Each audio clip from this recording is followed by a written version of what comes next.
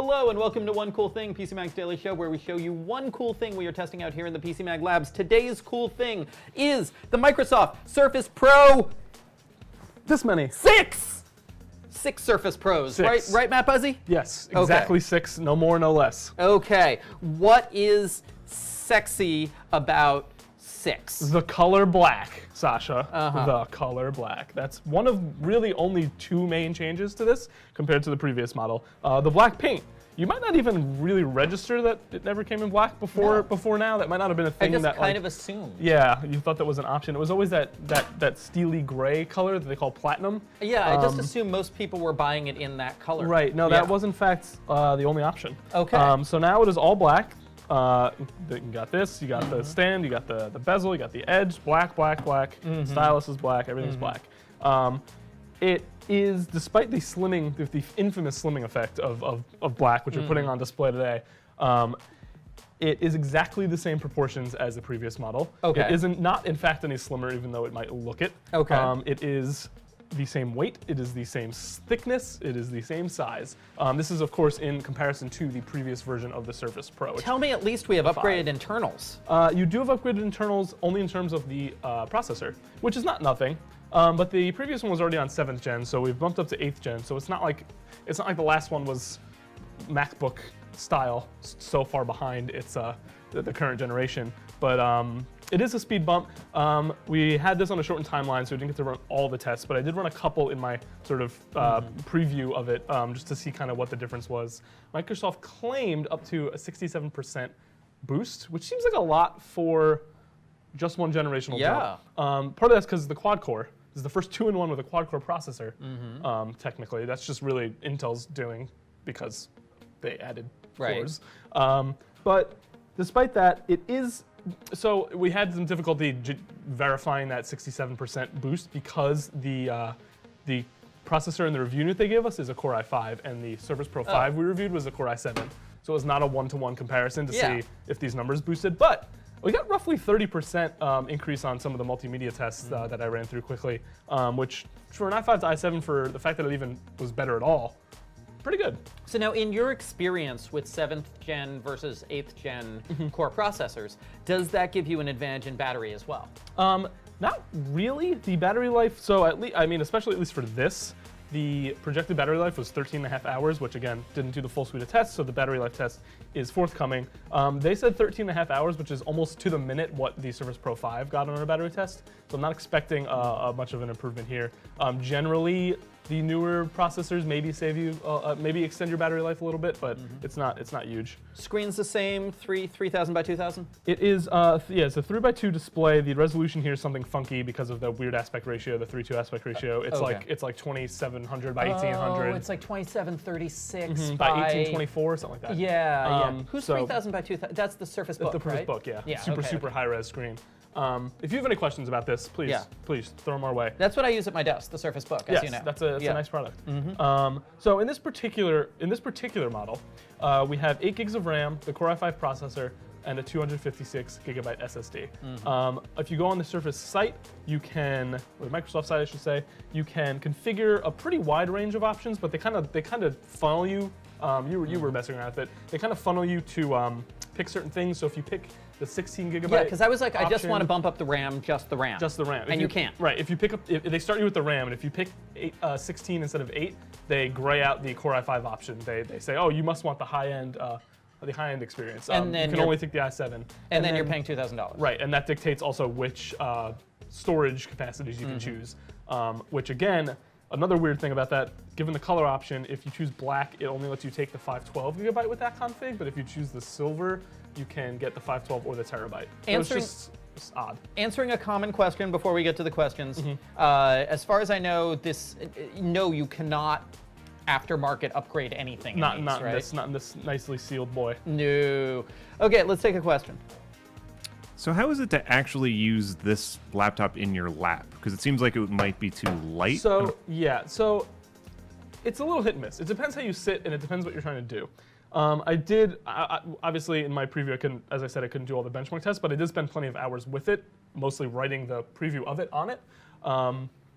And it's a bit hit and miss. I covered this, and I said basically, if you're gonna sit out with your legs on the floor, you know, you gotta kind of sit still and stiff. Yeah. And it'll stay, but you gotta kind of keep your legs together, and you can't really move too much, and you'll kind of, especially if you're strictly trying to type, if you're just like web browsing or whatever, or you know, doing some lighter stuff, you can shift around and put it on your lap. But if you try to sit cross-legged and you're trying to type, there's nowhere really for this to go, and it kind of just like falls between your legs. You have to do some weird propping.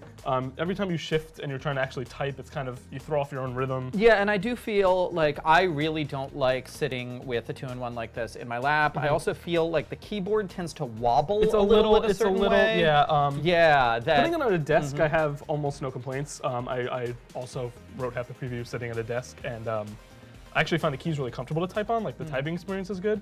But if you want a small device like this, you're probably gonna, I don't know, use it on your couch. Which, yes, you can do the signature detaching keyboard maneuver and just use it as a tablet. But then you pretty much lose your ability to type anything. And now Microsoft has, they announced at the same event, they have a new traditional Surface laptop coming out, right? Yes. Okay. So the Surface Laptop 2 will be on the way as well. And if you're looking for something lappable, that might That's be... it's a more traditional laptop. So Okay, you also okay. have, I think they introduced in the Surface Pro 3, the magnetic strip for kind of propping it up like that. Security. So yeah, so it's a little more stable. It gives you a nice, comfortable like typing slant. But yeah, the in-lap use is a little hit and miss. I just feel like if you're gonna try to curl up on your couch and write, and you sit cross-legged, or you sit not anything but straight ahead with your feet on the floor, it's a little uncomfortable. This just makes me want to like have better posture. Like Yes, I'm trying to have better posture to as sit we up have this straight. discussion. Let's take another question. Is the Surface Pro a real laptop or a tablet? In other words, is there anything this can't do versus a traditional business laptop? Not really. I mean, it is a tablet technically. It's high powered and runs full Windows 10, so it really, I mean, it's laptop-esque for sure. You might get a little more power in some laptops, but honestly, it's. Well, no, the one thing you can't do is you cannot work very well with it unsupported in your lap. Right. It doesn't laptop. Right, it is not a laptop functionality-wise and because it is- power-wise, it's a laptop. Right. Even though it's technically Right. a tablet. But yeah, it kind of loses the lapability aspect. The tablet part doesn't. If you just want to sit back and tap or use the pen sold separately, then yeah, you can use it on your couch comfortably. You can watch movies or videos on it laying down on your couch or whatever. But if you're gonna try to sit and type on not a solid surface, not quite the same as a laptop. So wait, let's talk about sold separately for a minute, Yes, because you're going to please. see in Great- ads, you're great going to see a segue. price, Yes. and this is all you get. Yes. In ads, they're always shown together. Look right there on their screen. They're shown together. Even have a mouse. It's yes, and the mouse. Ooh, see this table's this pen's magnetic and this table's magnetic, so it really. It's awesome. Yeah, they're always shown together. Really the whole experience, because this is trying to replace a laptop, should be selling the two Right, together, right. because they're selling the two together as a concept. It's a laptop like a tablet. You can add the keyboard, you can detach it. Starting from $899. Starting from $899, the keyboard is sold separately, despite them showing it together, and it's sold separately for $130. So not starting from $899. Not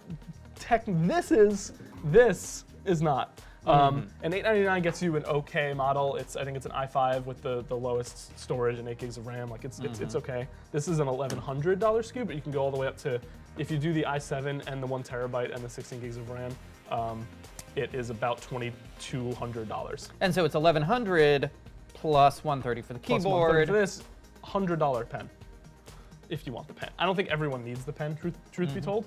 But I think kind of everyone who wants a Surface wants the keyboard, right? Yeah. Like you're not going to buy I can't see many users who are going to buy this and not buy this, because then you're just left with a very nice, probably the nicest tablet, but it's a $900,000 tablet at that point. I think if you have a Logitech Bluetooth keyboard already around that you love, et cetera, et Throw it cetera. around. Yeah, that's an option for sure. Yeah. But then again, also those aren't free. Let's take a question. How many browser tabs can this Surface actually handle at a given time? A lot. I had quite a few open with all my, fact sheets and references and Slack and Spotify and all this other stuff running. And it was fine. It's still a full-fledged laptop essentially. It's a Core i5 processor. The new processors are very efficient, so it's an i5. It is the U series, which is kind of the power sipper guys, but it's not quite as all-out powerful as some. But it's still an i5. It's not like this is a Core M or some old, some old model running in it. It's a brand new chip, and it's still an i5. Even an i3 would be very capable. So all that said, it is speedy. Like I said, it's faster than the i7 from the last generation. In some tasks, those are a little hit and miss. Depends what you're doing, but it's still very quick. Not a lot of ports on this thing, are there? Good segue. Not a lot of ports on this thing. I said laptop-like. That is maybe something that it is in fact lacking. To go back to the other question, and that's not new. They've kind of dropped the ball a little bit on the ports for some time now. There's an audio jack over here, power and volume are up here, and then micro SD card slot. No, that's a full-size SD card slot rather. Sorry, and then just USB 3.0. And mini display, and that's it. No USB-C ports. No USB-C, which is, like I wrote in my preview, decreasingly a new technology that's really should just be default at this point, especially on something that's premium. How 2016 of them? Yeah, not even a second USB port for, I don't know, like a mouse and a external drive, let's say, at the same time. Mini display, it is good. You can do video out, but there's no. Does this also not have the Surface docking connector? Well, it's technically the Surface, the power. That's not. See, that's actually not. That's not the an SD card slot. This is the micro SD. So it is slot. micro SD. Yes, and this is the. You can actually see what we're power. pointing at the angle there. That's why I said this. Micro SD is under the hinge here, which is actually on the other Surface model. That's where the SIM card goes. There's an LTE. There's an LTE Surface, and that's where it goes. Yeah, this is the power slot. I wasn't even looking at that. Oh, okay. So that's the connector that if you want to switch it out with the power, it's the for the dock. It's the same. It's the same one. Let's take another question. How is the on-screen keyboard?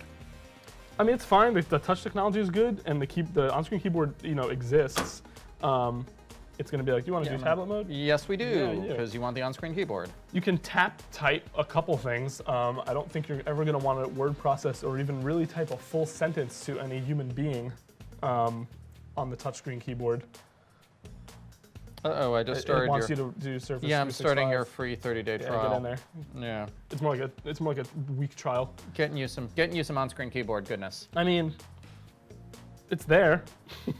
It exists. They have, I think, the different options, so you can do this Split keyboard. from keyboard. I don't know how fast anyone can type real words on that You thing. can do the good old Windows 10 handwriting recognition. Yeah. You could do voice to text, I guess. You could try to write in with the pen. It's not the speediest thing, but it has like. I thought I was writing it. I wrote hi. Hi. I mean, admittedly, that's pretty sloppy. It got it. Yeah. But it's just not. It's not the same as typing, obviously. Any more questions? How does this stack up against the latest Galaxy Tab? The Galaxy Tabs run Android, which is an operating system that does not have the productivity and Office and general professional applications that Windows has. You can run Android apps, but I mean, you don't have you know Windows. You're familiar with Windows, surely. Windows does a lot more. Yeah. So the answer is this runs Windows. Next question. Yeah. Is there a version with LTE? Of this one, no. Of the previous generation, can I fix this? Of the previous generation, yes, there's which again, very similar to this. If we're being honest, it's not black and it's not the newest chip, but it's a pretty new chip anyway. There's an LTE version of the last Surface, so. Okay. Is that still going to be on sale? I think so. Oh, okay. Yeah. Next question. How is it for gaming? It is not. There's no discrete graphics in here. It's just the integrated chip in the processor, which is modestly capable. And you said it's not even Iris Pro. It's not. It's the Intel HD 620. It's integrated graphics. You know what you're getting. So yeah. So simple games on very low graphics. 2D games, fine, doable. But no. Maybe some Fortnite on very low. But yeah, it's not really a gaming machine. Next. What are the temperatures like? It doesn't get too hot. This thing is pretty good. It's also pretty quiet. That's one thing they've gotten pretty good at with these. There's some slight ventilation. Is there even a fan in here? I think these are fanless. Oh, okay. So yeah, it's not. That's not really a problem. Heat. I'll say I didn't notice it. It will not burn you. Didn't even notice it while I use it. Technically, the system isn't even on your lap when you're using it as a lap. Only really the bottom edge here, because this is nothing. So It won't actually get hot on your lap at all. The back gets a little warm, but it's not really that noticeable. Okay. Another question. No, we're good? We're all set. Okay, so this is the Surface Pro 6. Yes. It starts from $899, but not really, because yeah. the keyboard and pen cost extra. You are in the middle of working on the full review for this? Yes, so we ran a couple benchmarks. My full experience as far as touching it, writing with it, typing, my opinions on the keyboard being sold separately, all that are out on the site right now. So you can go read my full impressions of that. But we will be back with battery life, more specific multimedia scores, the whole suite, gaming results.